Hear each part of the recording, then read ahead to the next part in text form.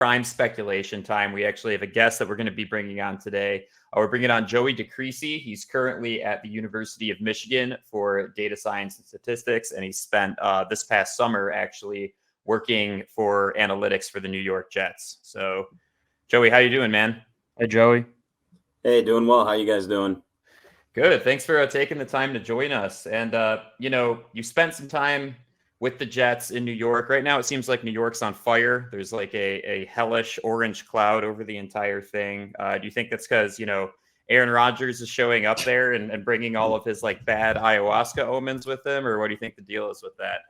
Yeah, I don't know. I think Rodgers bringing nothing but good energy to the Jets. So I think it's unrelated, but that's awesome.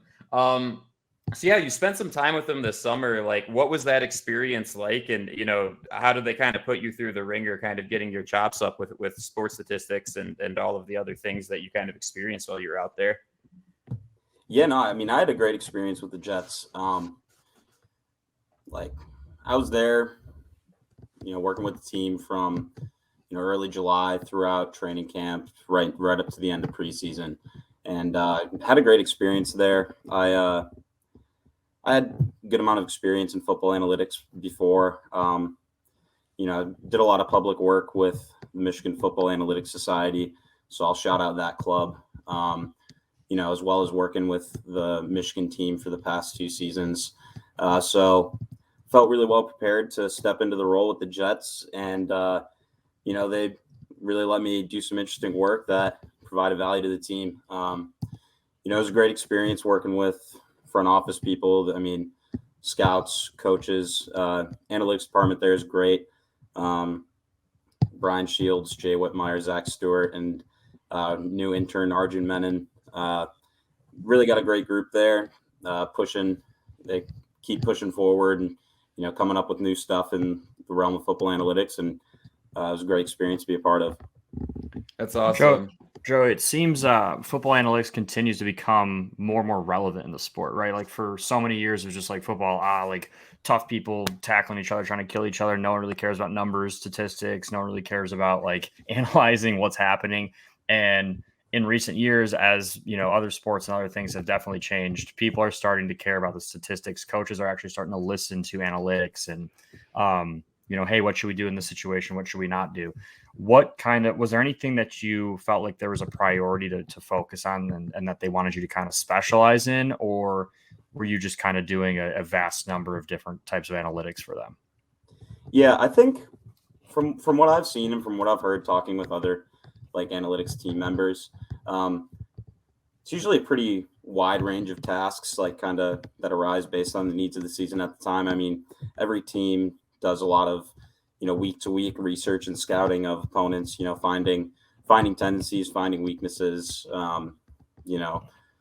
as in depth as you can possibly think of with the data provided by sources like Pro Football Focus. You can get really in depth. Obviously, tracking data is new, and that's the new big thing in the analytics world, building new metrics off the tracking data. I don't know if you guys are familiar with the Big Data Bowl, but a ton of really good work comes out of that every year, finding ways to use this tracking data to find advantages. And then, of course, you have the player evaluation side. Finding out what statistics are the most important for projecting success moving forward, building models to project players from college to pro, from figuring out how aging curves work at certain positions, certain stuff with cap management, like getting surplus value on draft picks. If we take a running back at 8 and he's a really good running back, how much value does he get on that contract versus a different position?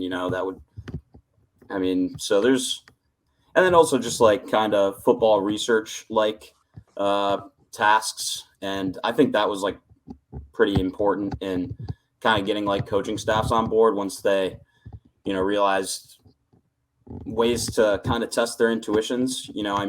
Like a common one is running the ball actually necessary to set up play action? Well, we have data on this. Like, this is something that we can, try to look at through like a rigorous framework. And, sometimes intuitions are met, sometimes are challenged. And, I think those kind of getting into the weeds of the game, but doing good research can come up with a lot of interesting edges and conclusions.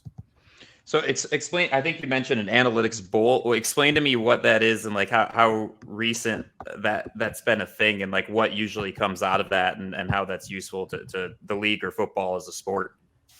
Yeah, so the Big Data Bowl has been around for about 5 years now. I just participated in the most recent one. My team got an honorable mention, which I'm very proud of. This year, the theme was pass rushing. So what we did was we built a pre-snap sack probability model. So based off the tracking data and different, contextual factors, predict the probability that each player on a given play gets a sack.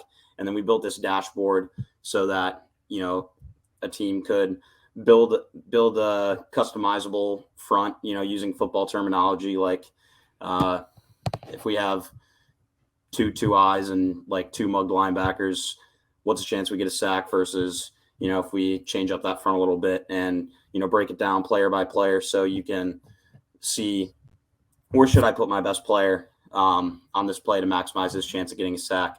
But in previous years, there's been trying to predict rushing yards using the tracking data, trying to build coverage metrics.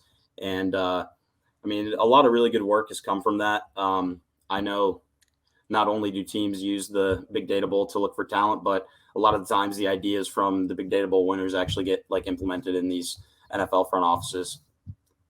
Like that's awesome. The rushing yards over expected model that came from the first or second Big Data Bowl is like widely used to this day. Yeah, the use of analytics. I mean, even when I was in college playing, the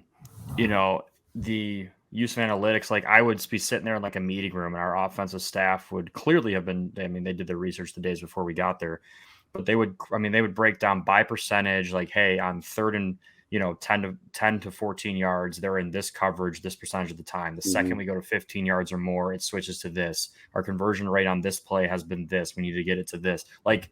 And that was and I know some of our coaches weren't doing that. I mean, most of our coaches were idiots. They just know football. They have people like you behind the scenes doing that to back up, make them look smart. But that's where football is going. That's where more than just football. That's where pretty much all sports are going. Because anything that gives you an upper hand as a coach, why would you not use it? And there's so much money, so much, power in the NFL. Like, why would you not use people like you to try to get an upper hand? What is your thoughts on the fourth down situation, Joey? Because this is not only the fourth down, but the 2-point conversion as well, because this has been kind of an ongoing debate. I'll add another thing to it, onside kicks. So the onside kicks going forward on fourth down and 2-point conversions are always statistically debated because they're game-changing moments, right? And there's very different opinions. I mean, Brandon Staley with the Chargers loves going for it on fourth down. He'll throw it a lot of the time, even if it's 4th and 1, 4th and 2. We've seen Dan Campbell do a lot of, onside kicks, even at moments where it's not a must onside kick.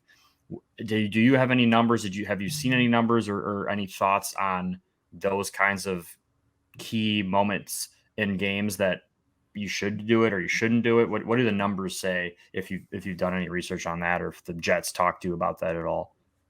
Yeah, no. So, all teams have models that they use for all those situations. And, most of the time those models are pretty good. Like I usually go with trust the models.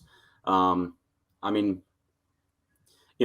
there's certain scenarios where there might be other factors at play. Like if a team doesn't have a lot of 2-point conversion plays and they want to save some for, bigger situations, like that's kind of something that I can see why it might not make sense in certain situations. But I think in general, like it really is best to just, trust the probabilities that are underlying. I totally support how like aggressive the Lions and the Chargers, teams like that, are on fourth down. I think they made a lot of good decisions there. On 4th and 1, the probability of like getting a first down is like, it's like between 80 and 85%. So, when you look at the expected points of going for it versus not, or the win probability added of going for it versus not. Like oftentimes that is the right call, even like when you're backed up on your own side of the field. So, and you've kind of seen that in football for a good amount of time, but it's definitely growing with how often teams are going for it on say 4th and 4s, 4th and 3s now. One thing that Michigan did this past year, after kind of talking with that staff, was you'll notice that we ran the ball on a lot of 3rd and 5s, 3rd and 4s, planning on going for it in the case of a 4th and 1. You get 2 chances at converting the first down, and rather than 1 if you're throwing the ball, because a 4th and 5 tougher to convert than a 4th and 2. So I think coaches and teams are getting smarter with that kind of stuff. 2-point conversion is something I've looked into a little bit, like specifically after, you remember what year was it? 2021, when the Ravens went for it for 2 to try to win the game twice. They didn't convert either time, but basically looked at the probability of underdogs and favorites. What's their chance of actually converting a 2-point conversion versus their chance of making the extra point and then going on to win in overtime. Basically came to the conclusion that if you're an underdog, you should try to go for the win. Your 2-point conversion chances, it's maybe like 52% versus your chance of winning in overtime, which is probably in like 45-ish range.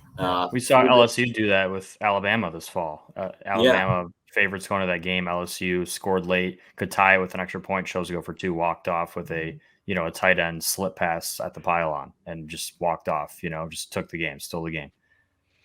No, exactly. And I mean, that's a move I would support in that situation. I think as the underdog, it makes a lot of sense to go for it there. And so I guess like another thing that comes with that too is because even Staley has been kind of caught with this where, his rookie head coach season, he's like, I'm the analytics guy. I'm always going to follow what the analytics say. And then after not maybe having as successful of a season, he's like, oh, there's context, there's situations, things like that. How much do you feel like, the situation of a football game actually matters versus what the stats say? And then 2, also, I think personnel matters here a lot too, right? Michigan could afford to go for it or not go for it, but run the ball on 3rd and 5 as often as they did because they had arguably the best run game in college football last year, right? So are those things that are factored in, and then do teams try to kind of cater some of those stats to their personnel, which is something that is a pregame situation they can factor in, but then also the context of the game, right? Where, we went for it these past, 2 or 3 4th downs. Should it be the sunk cost fallacy? Should I keep trying to go for it? Or should maybe is it raining? Is it snowing? Right. All of those other things that might kind of affect the odds. Yeah. Are those things that teams try to kind of be cognizant of while also kind of weighing the importance of analytics as they make decisions? Well, yeah. So a good model will take into account those factors. Obviously you can build a general model that just takes the average NFL team. What's the average, win probability of this decision versus this decision? But you can build in, we have a good passing offense. So we'll use the distribution of a good passing offense on 4th and 2 rather than the average team. And then that might change the decision. So a good model does take those things into consideration. I actually haven't really seen weather play much of it. I haven't really seen weather make any significant changes to any of those. But I mean, theoretically, you could use weather as an input when you're preparing your 4th down charts before a game. So no, it does change based on strength of opponent, strength of your own team, strength of your passing offense. But these are all things that you can build in, teams do build into their models. So, when you see the Twitter bot using just the average state, that might not always be correct, but, I think oftentimes it is. And teams are making well-informed decisions most of the time. That stuff is usually taken into account. That's interesting. And then, as a Detroit-based podcast, I thought we could maybe ask you just kind of a couple specific questions because, I think there's kind of 2 big question marks around this Lions team right now. One is Jared Goff truly the long-term answer for the Detroit Lions? There's been a lot of debate about that. I think people kind of assumed he was a temporary option to kind of get us to the franchise quarterback when we first traded for him. But he's been playing, I think, better than expected, and Dan Campbell and Brad Holmes seem to stand behind that. And the second thing is, obviously, we had one of the worst defenses in the league last year, especially if you're taking a look at the defensive backfield. Is there anything that you have to say as far as, the new additions that we made that might help our odds, or was there anything scheme-wise that we changed throughout last season? Because I know we played better in the back half of the season too. Just from a coverage perspective or whatever that, maybe will set us up for success next year right from the get-go rather than taking, 9-10 weeks to find our rhythm. Yeah. I mean, the Lions ask a lot of their corners and safeties, a lot of blitzing, a lot of man coverage, especially early in the year. That kind of tapered off a little bit as the season went on, but it's still a pretty aggressive scheme. And, you need corners to hold up in one-on-one man coverage to play that way. But I think if you're expecting the pass rush to get better, then you might not have to do that as much. I still expect Lions to play a lot of man, just because it seems like that's kind of been what Glenn likes to do. I think the secondary additions are awesome. There's still some depth concerns. Certainly, like I probably would have liked to take a corner fairly highly in the draft, just because I love Sutton, like inside outside versatility. He's played well in both spots. Good man zone splits. Mosley was coming off the best year of his career until he tore his ACL in San Francisco, like career low in target rate, career high in like forced incompletion rate. It's just that, coming off an ACL 1-year deal, like you'd like a little bit more stability there. Jerry Jacobs played pretty well towards the end of the year, but that's like a 7th round undrafted rookie guy that is your primary backup. But I love the safety room. Tracy Walker, Kirby Joseph, both really excelled in the roles that they've had, and Brian Branch just doesn't miss tackles. And Gardner Johnson also coming off a career year and nice 1-year deal. Yeah. And do you think that, I think one priority that Holmes has kind of stated over and over again is he loves safeties with ball skills, right? He really seems to value players that had, pretty high interception rate, and CJ Gardner Johnson's, no exception there. I think he led the league in interceptions last year. When you talk about Mark, you're talking about, like game defining moments or, these big plays, like having a safety core where, one of their main tasks is to just go up, find a way to get the ball and get turnovers. Like, are there stats to support, I don't know what the Lions turnover differential was last year, but let's say that's significantly better the following year here. Like, does that, make it so that the offense is put in even better situations and more regular basis? And is there any kind of I guess what I'm looking for is like a data to support, if you have a bunch of guys with ball skills and your interception rates are higher, then obviously you're gonna be a lot more successful offensively as well. Yeah, so that's a good question. I don't have a great answer for it, just because I think defensive back stats are far and away evaluating defensive back based off of stats alone is by far the hardest position to do so. The goal of a defensive back is to not get targeted. So when you're looking at stats of how a guy performs when they're targeted, you're already going off of a super small sample size. And then just it's kind of inherent to coverage. Like, a guy can make a good play on the ball and still give up a 20-yard gain.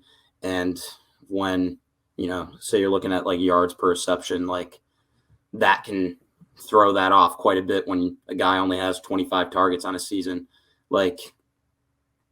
Over time, over multiple seasons, you sometimes get some guys at the high end and low end where you can say for sure. But I think defensive back is still something that is, really best evaluated by a combination of athletic traits, data, and, scout grades. Yeah, you could be the second best corner on Jalen Ramsey's team, and you get put on any other team in the NFL and you'll be the best guy on that team. But if you're on Ramsey's team, you're going to see an increase in targets because no one's throwing that way. And you know, I mean, that could completely skew who you are as a player and your data backup. Like, you might not grade out as well, but in reality, you are a lot better than, you know, other guys around the league. So I can see how that would be difficult. Plus, there's so many times where the receivers just make a great play or the quarterback just makes a great throw where you're there, you're in the right position, and you just can't. There's nothing you can do about it, right? I mean, they throw a perfect jump ball to Mike Williams, and you're 5'11" corner, and you can't get your arm high enough to create any sort of breakup.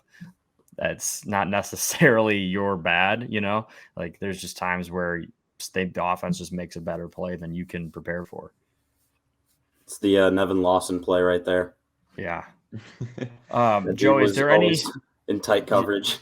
I have a funny question, but also like seriously is an analytical question. When you look back at the Packers Bucks playoff game at Lambeau when Tom Brady beat Aaron Rodgers, and I forget the exact situation, but the Packers had the ball. I think it was on the 5-yard line, 4th and 5. I believe they were down 8. I want to say. I think they were down 8, and they chose to kick a field goal and give the ball back to Tom Brady, and they never got the ball back after that. And I think everyone watching that game wanted them to go for it. I think Rodgers wanted to go for it. I think that's really what started this whole issue with Rodgers and the Packers, which led to him now being a Jet. Ironically, that you were at the Jets last season. Is there any sort of statistical data or anything like that that just shows in that situation, like what are the odds that you would get the ball back against Tom Brady with that much time left, or what are the odds that, you know, because that field goal doesn't really change, you still gonna have to score a touchdown, so it's like, you know what I mean? Is there any sort of data backup or explanation from your end that might make it just is there anything to back him up, Matt LaFleur? Like, is there anything out there that says maybe that was the right decision? Because I cannot find anything out there, or I can't understand that move. I think there's a reason for that. I don't really think that you could. I don't really think that can be backed by any model really in any situation. I don't have the numbers right in front of me, but I'm pretty confident saying that they should have gone for it there.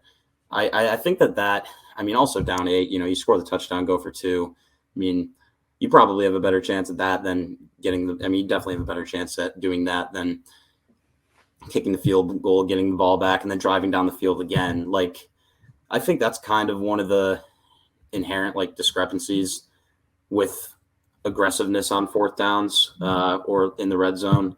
Like, especially at the end of games, I think oftentimes coaches will think if everything goes right, then we can be in this position. But oftentimes the best position you're gonna be in to score a touchdown again. So you have to take it.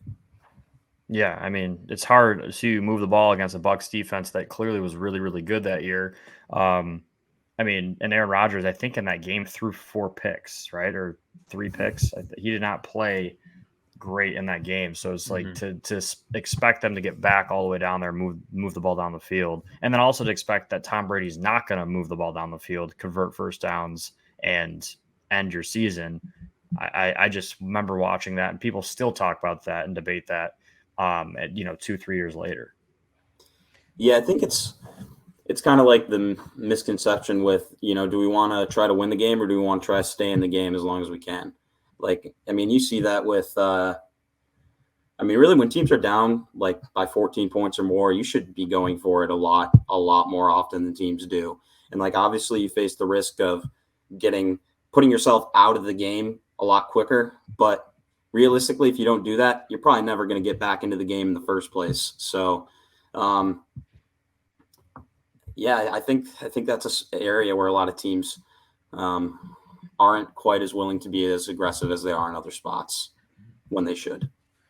And to kind of tie this conversation back to Rodgers and also him coming to the Jets, like how much do you think he actually just changes the odds of this team going deep in the playoffs or making the Super Bowl, right? Because obviously there was a lot of changeover at the quarterback position for that team last year. And it seems like other than that, they had a very competent, stable, athletic offense. Do you think that plugging Rodgers in, add Hackett into the mix is actually going to make that difference so that that team, that lost quite a few games by a really small margin and played really damn good defense all year can actually get over that hump and have a winning season and make the playoffs and go deep. No, I think Rodgers is going to have a tremendous effect. I mean, I think the Jets' weakness at quarterback last year was well talked about, seen by every fan. And I mean, even with kind of that hole at quarterback, the offense was still able to produce like explosive pass plays at like around a league average rate. The problem was if you look at like how often we're converting series, like success rate on passes, or just how often are we getting first downs, we're near bottom of the NFL in terms of that. So I think that offense has already done. I mean, it's going to be a similar offense with from LaFleur to Hackett, same family.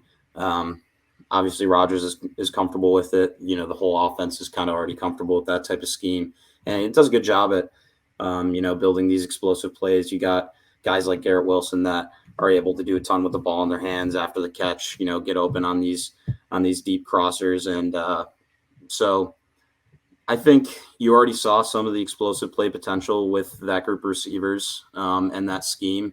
So really, now that we just have some more consistent quarterback play, I think you're going to see a lot of improvement. Joey, I have a fun question for you again as we get in further into this. But in terms of fantasy football, with having ever since you've kind of found this interest in the sports analytics, sports statistics, obviously specializing in football, like, do you lose in fantasy very often? Or like, I mean, I would hate playing against you. I'd be like, I'm playing against freaking Peter Brand from Moneyball here. He's playing lined up his personnel perfectly every single time. He's got a damn formula for how to beat me. Yeah. I haven't gone into the weeds of like fantasy football modeling as much as I maybe could. I enjoy fantasy football, but not as much as real football. So, I still kind of let my fandom I let my fandom a little bit more loose in fantasy football just because it's more for fun. So yeah, I do still lose in fantasy football. I like to think I'm a good fantasy football player, but I could be better.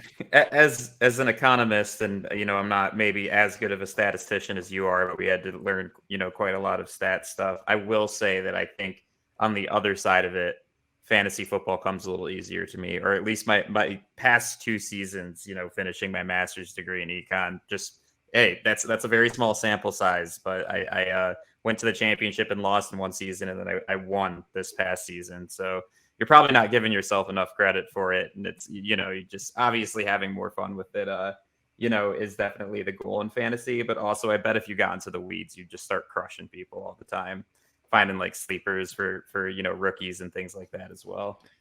Yeah. No, I definitely dive deep. I'm always a big sleeper. I'll draft a ton of running backs, receivers late round. I actually started doing the zero RB strategy, which, I mean, receiver production at the top of the draft is like way more stable, way easier to predict in fantasy football. So like you have that going for you, just getting that consistent point totals. And then you also get to draft 7 running backs in the last 7 rounds, which I think is fun. So yeah, I did the same thing last year. I did the same thing last year, Joey. And I'm not crunching any numbers, and I'm not like either of you guys. I'm not crunching stats. I ended up winning my league, and I just did the zero running back strategy because, I was a receiver, and I'm like, I know receivers better than I know running backs, and I think I can predict who's going to have surprise years at that position rather than running backs. And then I just kind of survived the running back position, made a couple trades mid-season once I saw who's getting the carries and stuff like that. It's so tough because of the fact that like I feel like I've had fantasy football seasons absolutely ruined because I could not find a second consistent running back for my roster. And it's always the trickiest position because like week to week too, it can be totally different just situationally, right? Like what's the defensive line that they're going up against, this week versus last week or whatever. So Joey, I know you got to get out of here soon. So just one last question for you. Like, on your journey here, is there any football stats that have just kind of like surprised you or any like interesting ones, that, you know, when somebody's asking you about your degree at a party or something, you like to tell people or something like that? Yeah, it happens all the time. No. I think really the best stats are the ones that isolate what an individual player can add as best as possible. Obviously, there's a lot of quarterback advanced stats that have kind of gone mainstream, like expected points added is really the best that we have at quarterback position. So that's one I'll usually default to when evaluating that position. Like running back, when I'm looking at running back statistics, the first thing I look at is missed tackles forced per attempt, because that's inherently what a running back controls the most. I mean, that and yards after contact are by far like the most stable running back stats, much more than, you know, explosive play rate, just yards per attempt in general, yards before contact as well. So I think it's really about like narrowing down to the stats that can really isolate what that player is doing well, especially for positions with lower samples. Like I already talked about how cornerback and safety stats are just kind of a mess, really tough to figure out. The whole pressure versus sack debate for defensive line that's kind of gone on for the past few years is an interesting one as well. You know, you got guys like Vic Beasley's 2016 season where he had like 12 sacks, but his pressure rate sucked. And then, you know, inevitably his sack production falls off in later years. So, you know, guys that get more pressures oftentimes are going to get more sacks down the road. But, you know, there's always some exceptions to the rule. Per what you said, like David Montgomery, if I'm remembering correctly, had like some of the best stats as far as like, you know, yards after contact, broken tackles, things like that. And that was behind a very shitty Bears offensive line, right? Do you think that, you know, given what those stats are saying and what the Lions offensive line looks like, that he's probably due to have a pretty killer season? I definitely think so. I also think he just fits the system really well. Like you look at the Lions run game is one of the most unique, diverse in the freaking league.